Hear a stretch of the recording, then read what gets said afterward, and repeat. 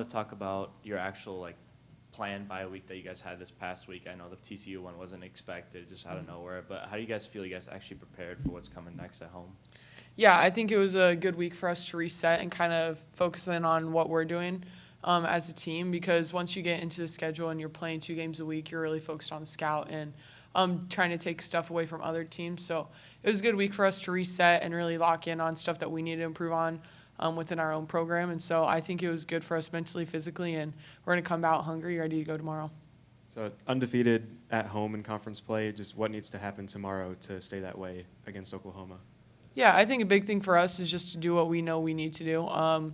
We've had a lot of wins this season, and we've had some losses as well. And from each game, it's very evident when we do the things that we know we're capable of doing, and we come out on the right side. And so just really locking in on taking care of what our coaches focus us in on this game, and then see where that takes us. Coach Finley's often talked about how you're like another coach. Like for years he's talked about it. What was it like when obviously you couldn't play?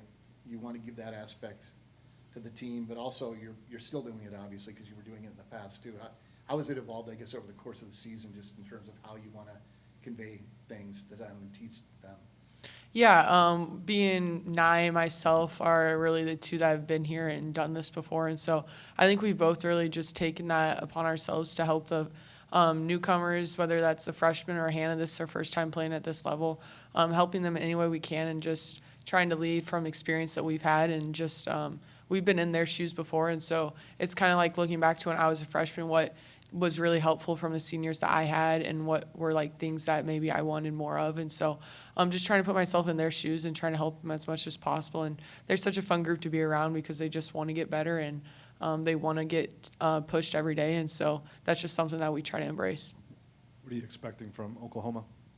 Obviously, the top of the Big 12, they're going to be coming out ready to go. Offensively, they are a juggernaut. They're getting shots up really quick. And so it's just going to be big for us, a big challenge, because it's a different style of play than what we've seen the past few games. And so it's going to be super fast-paced, which will be a lot of fun, and I'm excited for it.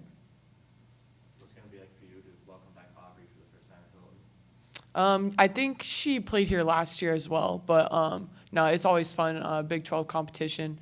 Yeah, we're focused on Oklahoma as a team and not so much the individual matchups as far as that goes. But it'll be fun to see the Joneses go against each other.